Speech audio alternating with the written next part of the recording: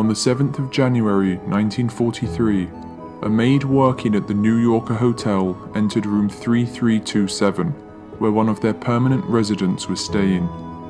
Inside, she found the body of an 86-year-old man who had died alone in a room he had been living in for the last 9 years of his life.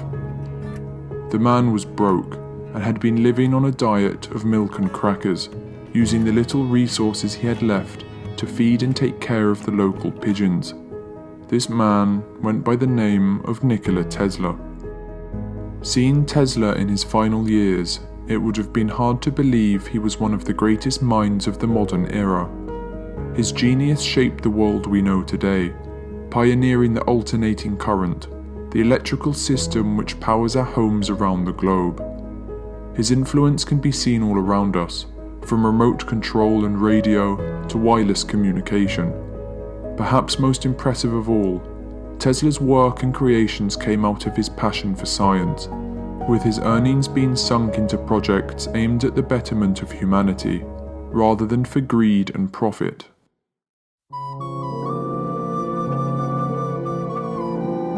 Tesla was born on the 10th of July 1856 in modern-day Croatia. His mother came from a line of inventors and had an incredible memory, being able to memorize the entirety of Serbian epic poems, and so she trained her son with exercises in memorization. As time went on, Tesla was known to have an eidetic memory, later speaking 8 different languages, which he credited to his mother's efforts in his youth. At the age of 5, Tesla witnessed the death of his older brother in a horse riding accident, the image of which would stay with him for his entire life. After this, Tesla began experiencing flashes of light and images, making it hard to separate reality from his imagination. He claimed his inventions would come to him in these flashes of light, conceptualizing their entire design in his head and correcting their flaws without ever putting pen to paper. In an interview from 1919, he described this process, stating, "I do not rush into actual work. When I get an idea, I start at once building it up in my imagination.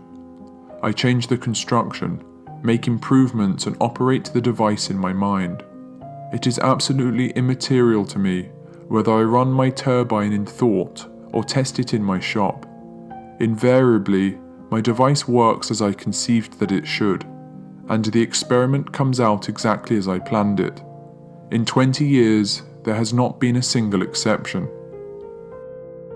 Tesla excelled in the education system, but ended up dropping out of university due to a gambling addiction and other personal issues.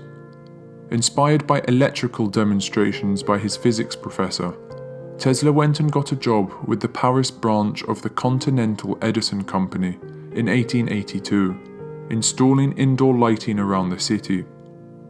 Management soon realized that his talents were wasted on such a job, and tasked him with constructing and improving dynamos and motors. He was so insightful in his innovations that the company soon had him traveling around Europe, fixing problems at other Edison installations. In 1884, at the age of 28, Tesla's manager offered him a job at Edison Machine Works in New York City, an offer he accepted. He soon moved to America, where he would spend a majority of his life, becoming a naturalized citizen 7 years later in 1891.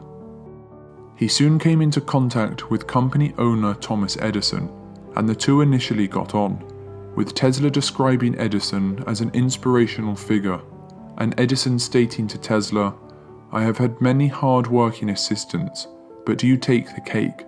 This mutual admiration would not last long, however, with a lifelong rivalry soon developing.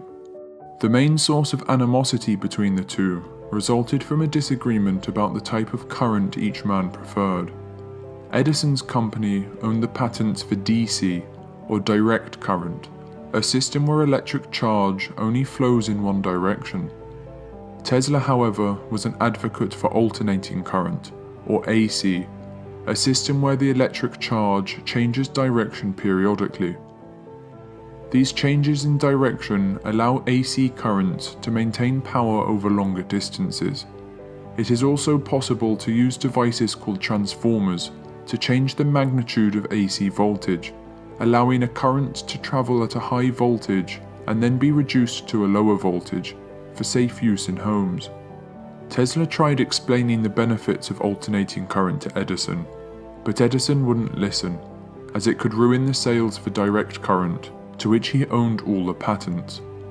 Edison then offered Tesla a large bonus of $50,000 if he redesigned 24 of his obsolete machines.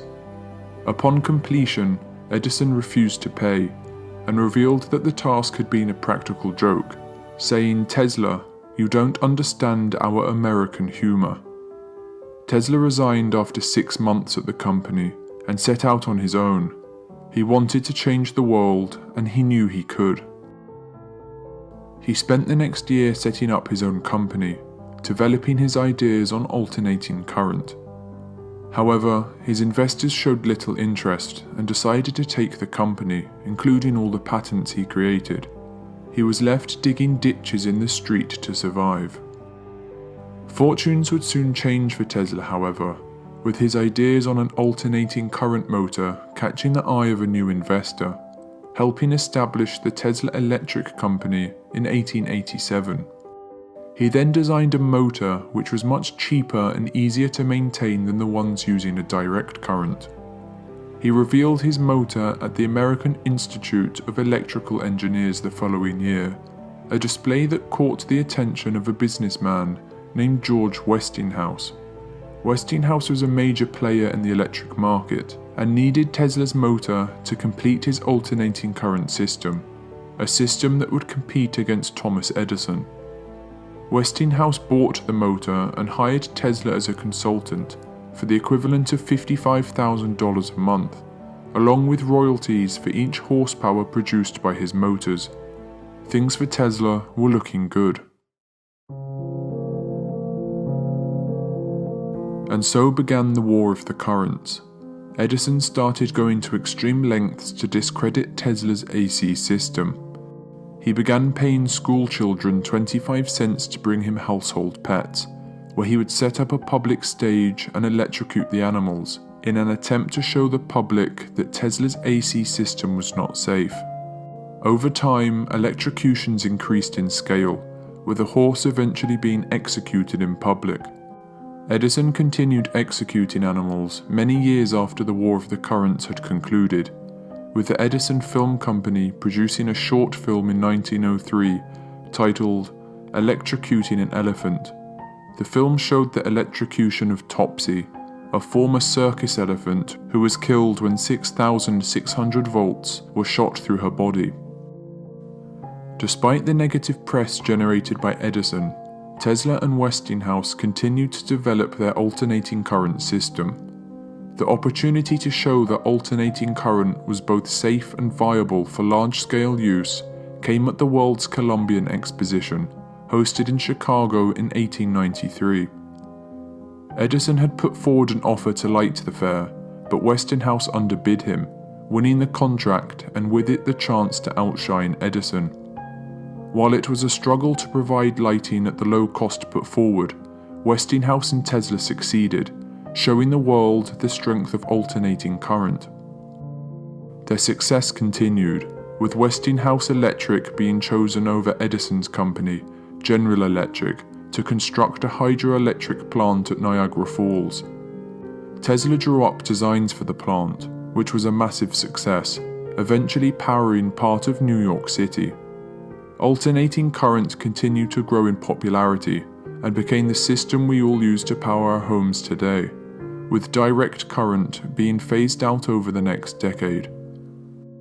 While Westinghouse won the War of the Currents, his company was left on the verge of bankruptcy, with $10 million of debt.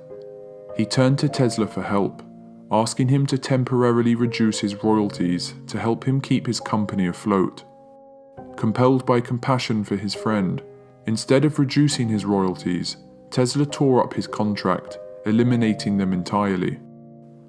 The money he gave up would be worth $300 million in today's money, But this was of little concern to Tesla, who was more interested in the pursuit of science over financial gain. This act saved Westinghouse, who would go on to buy Tesla's AC patent for $216,000 in 1897. This is equivalent to about $6 million today, money that Tesla used to set up new laboratories in New York and fully dedicate himself to invention.